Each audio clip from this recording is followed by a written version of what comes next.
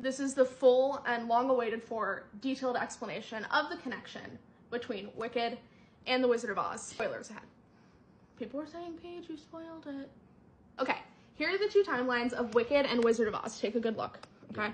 We'll go through each one. Don't worry. The opening of Wicked starts with No One Mourns the Wicked. And that basically is when Elphaba dies. Everyone's celebrating her death. Who kills her? Well, I get to that, goddamn. Glinda comes down, and everyone's like, Glinda, Glinda, Glinda, how did you know Elphaba? So basically the entirety of the show, a lot of it, is Glinda retelling the story of her and Elphaba. So No One Mourns the Wicked, like I said, is the death of Elphaba or the Wicked Witch of the West. So No One Mourns the Wicked, the opening number is like this, but then it goes back in time because they're recounting the story. Whatever, you see that. No One Mourns the Wicked is the celebration of the melting in The Wizard of Oz. This is the opening number, everyone's celebrating. Glinda looks so pretty in her bubble. She came down in a bubble, bro! Also a part of No One Mourns the Wicked is where we get Elphaba's backstory and why she's green and why she is the way she is. So, Elphaba, shocker, born... Elphaba was born green because Elphaba's mother cheated on her father with the mayor of Munchkinland. Correction, I was so excited explaining the lore of Wicked to Mary, I mixed up my adultery.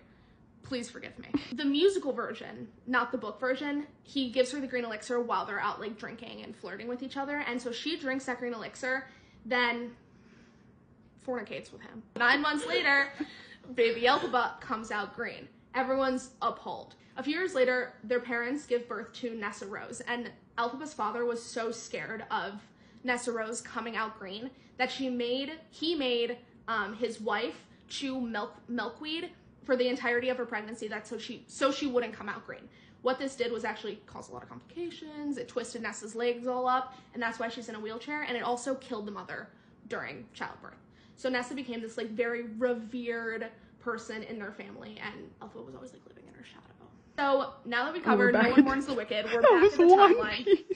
That was one. I told you this is gonna be long. So now we're at Shiz University. Shiz University, Shiz University is basically where it is where the entirety of Act 1 takes place. It is the school that they go to. Nessarose goes there, and Elphaba kind of goes there just to follow and make sure her sister's okay because her father says so. So we're gonna meet the main characters. These aren't all the main characters. That's SpongeBob. Obviously. That is, okay, obviously everyone knows the lore here. They met on the set. And both broke up with their respective spouses to date one another. Ugh. Love you. All right.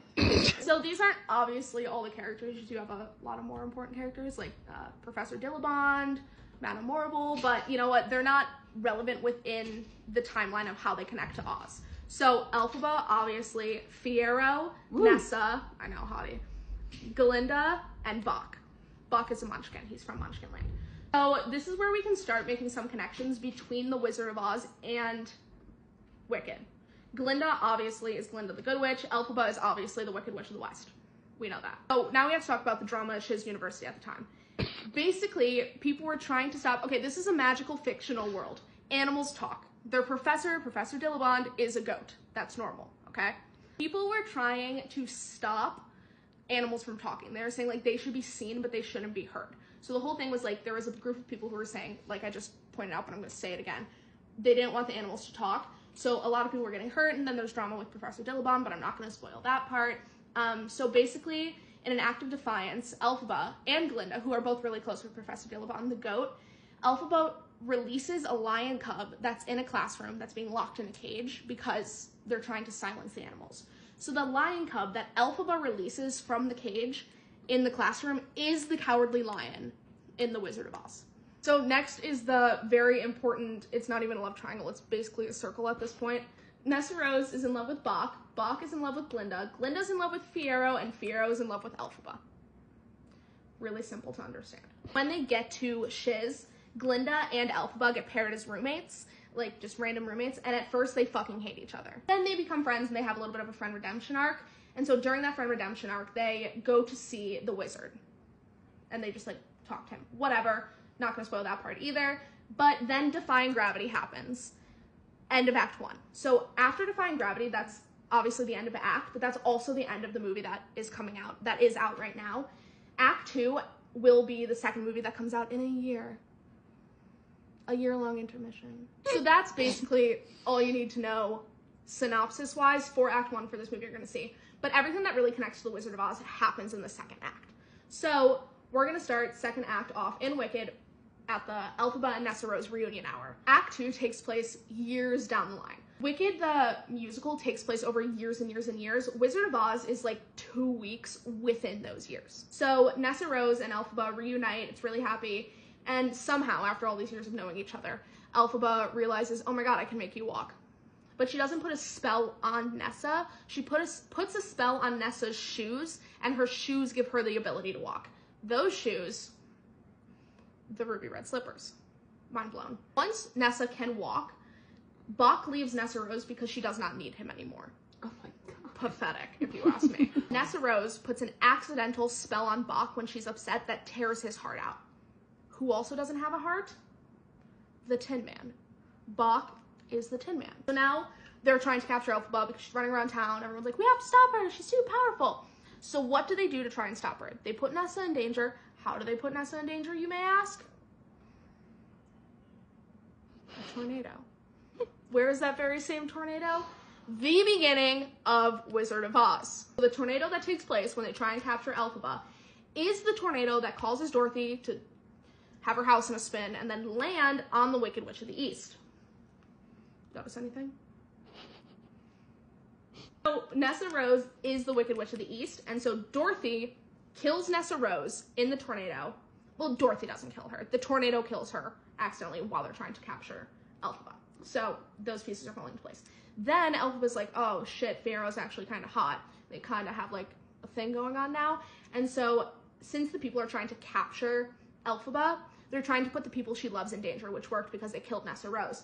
So to avoid Fiaro being put in danger, Elphaba puts a spell on him, but she kind of puts like the wrong spell or like accidentally does something wrong with the spell, and she accidentally turns him into a scarecrow. Because you can't get hurt. Because you can't get hurt. So Boq, now we have our full thing. The Cowardly Lion is the lion that Elphaba releases. Boq is the Tin Man. Fiaro is the Scarecrow. Glinda, obviously the Good Witch. Elphaba, Wicked Witch of the West. I choked. Nessa Rose, Witch of the East. So now all of the characters fall into place with the characters from Wicked. But we're not done yet. Okay, this is where the timeline meets up within Wicked and within Wizard of Oz, is when Elphaba captures Dorothy in order to get her sister's shoes back. And what you don't really find out while just watching The Wizard of Oz is the reason Elphaba is chasing Dorothy the whole time is because she wants to get her sister's shoes back.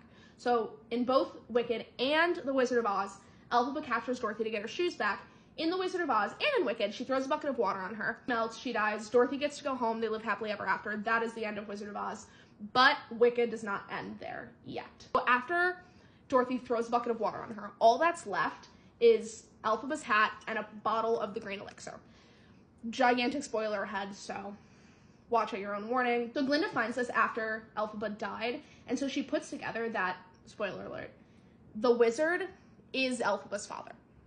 And that's why she is so powerful. And they know this because she saw similar green elixir bottles when she was at the wizard's house, apartment, loft, I don't know where he lives.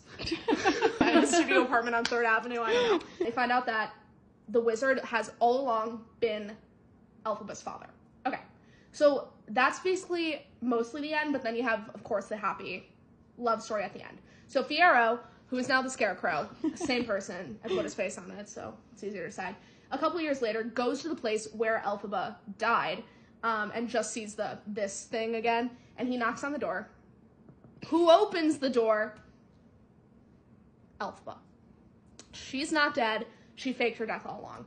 He goes inside. They live happily ever after. We have to assume that based on the ending of Wicked, but in the books, we know that they wind up together because they have a child together. They wind up having a son together. This is only, like I said, how Wizard of Oz fits into Wicked. This isn't a synopsis of Wicked. It gives you a pretty good understanding of some of the moving pieces, but it's not the full thing. Everywhere!